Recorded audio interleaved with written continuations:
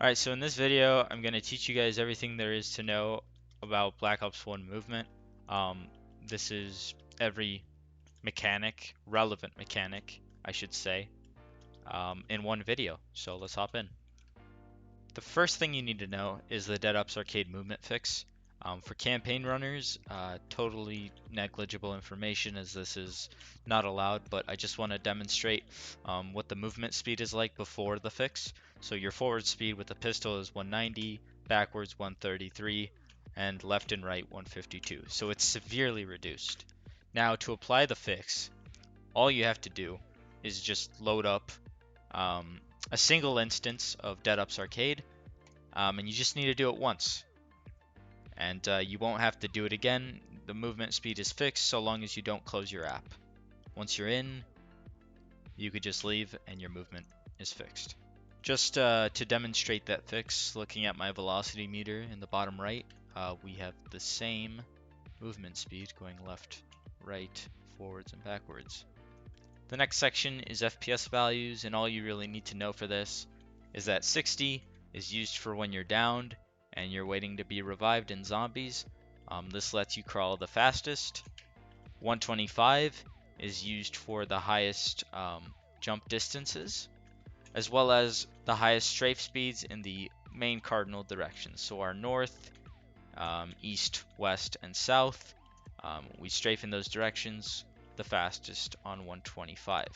Values like 250 and 333 FPS give you the highest jump height.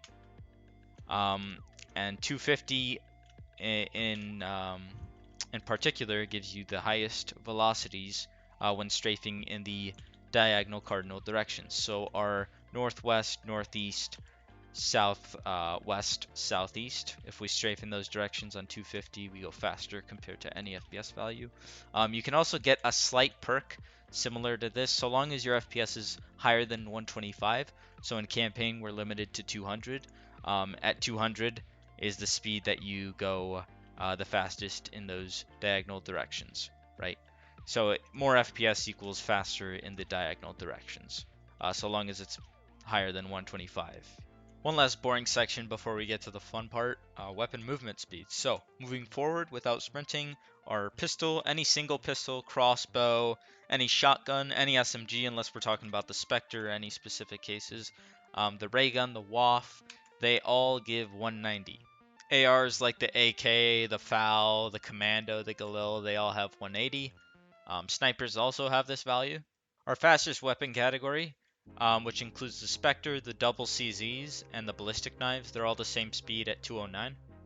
Our launchers, which give us 152, both the China Lake and the Law. And finally, we have our LMGs, which go 166.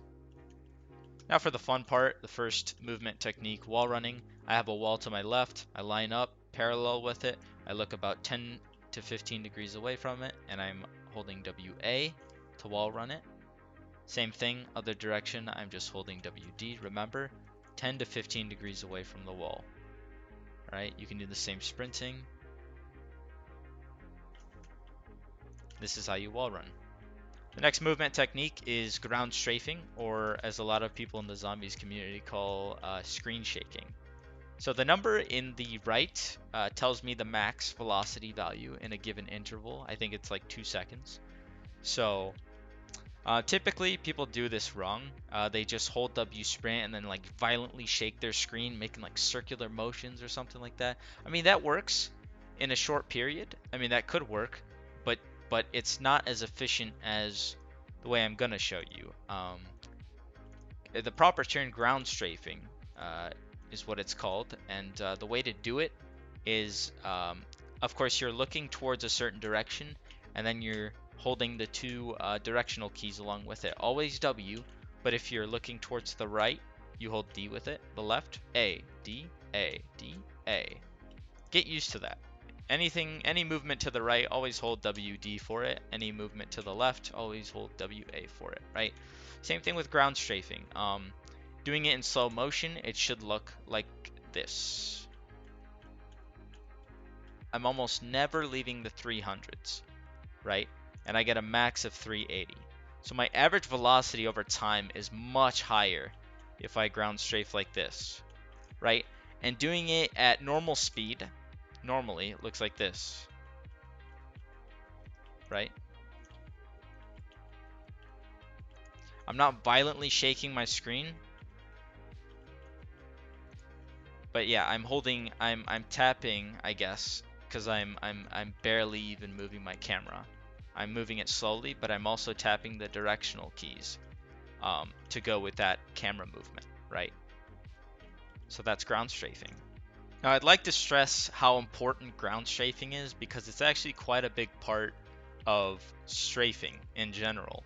Strafing is actually a combination of two things. A ground strafe, the thing I showed you earlier, doing it slowly again, to the left and to the right, holding those two movement keys again, WD if I'm doing it to the right, and then WA if I'm doing it to the left.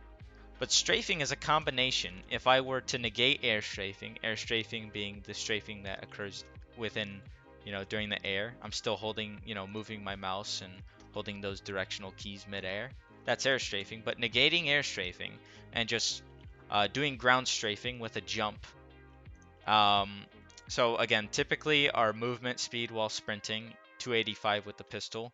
If I jump mid sprint, I keep my speed from, the last point before I jumped.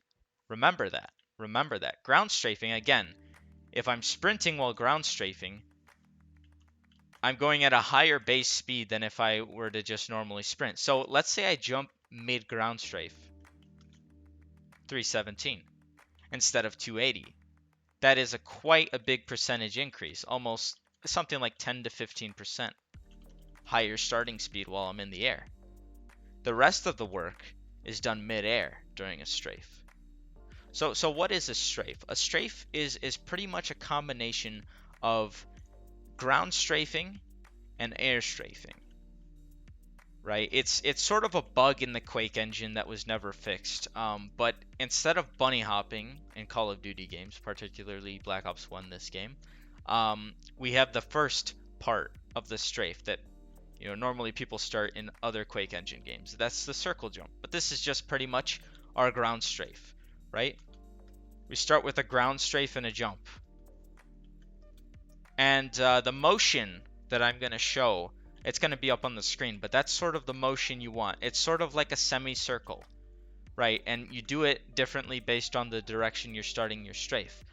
Right, it's going to be a right pointing semicircle. Left strafe is going to be more of like a left pointing semicircle. And you want to keep that motion towards the end, right? Once you get, that's how you start your circle jump. It's called a circle jump in Quake terms, the jump at the beginning, but I'll call it a ground strafe. So once we start our ground strafe, let's say I were to not jump, right? Or let's say I were to just jump and not move my mouse or hold W or D, right? If I just stop moving my mouse, you can see that my velocity, or sorry, let me try that again. Oh, that was bad. My velocity just stops midair. I'm not gaining any more velocity.